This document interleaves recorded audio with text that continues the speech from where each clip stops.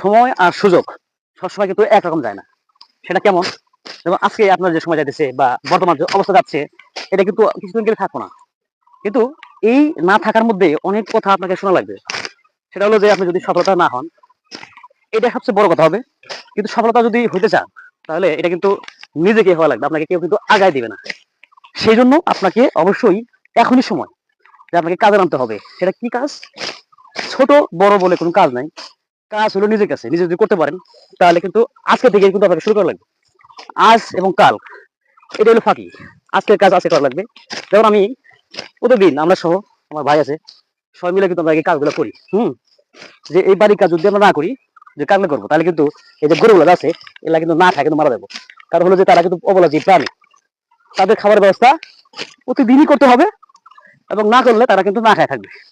এটা হলো অমানবিক কাজ। তো সেক্ষেত্রে আমি যদি এটা বোঝেন যে গরুকে আজকে যদি খাবার না দেই, গরু না খেয়ে মারা যাবে, বিধায় তাগাদা করে আমরা কিন্তু গরুকে খাবার দিই।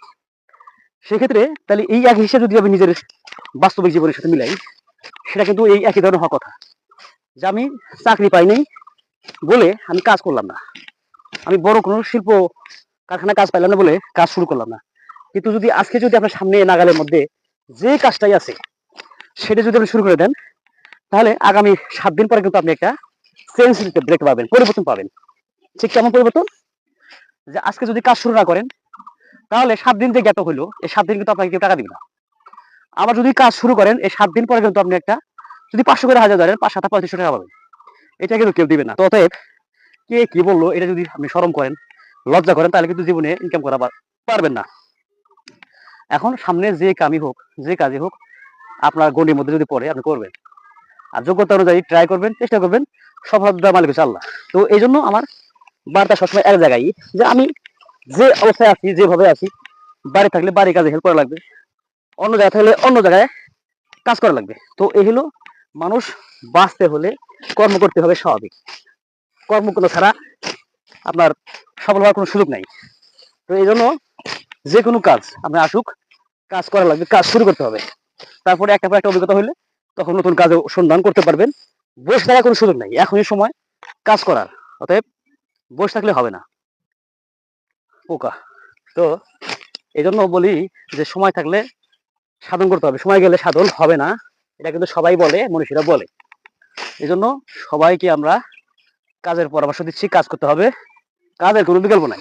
এই জন্য আমার এই যে চ্যানেলে যারা দর্শক রয়েছেন, তাদেরকে আমার ভালোবাসা এবং অনুপ্রেরণা।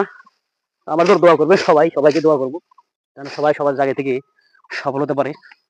হায় মৌতের মালিক আল্লাহ, সবাইকে আল্লাহ হেফাজত করুক, সেভ করুক, এটাই কামনা করি, প্রত্যাশা করি। তো বিষয় হলো, যারা আছেন পিতা মাতার কথা শুনবেন, নামাজ কালাম পড়বেন, দোয়া কালাম করবেন, এবং হালাল ভাবে চলবেন, হালাল খাবেন। তাহলে দেখবেন জীবন কতটা সুন্দর। আমি এই বিষয়ে ভিডিও বানাবনি, আপনারা দেখা পারবেন। তো সব মিলে কথা একটাই, যে এখনই সময়, কাজে নেমে পড়ুন, কাজ শুরু করুন। সফলতা মালিক আল্লাহ, আল্লাহ দিবেই ইনশাল্লাহ।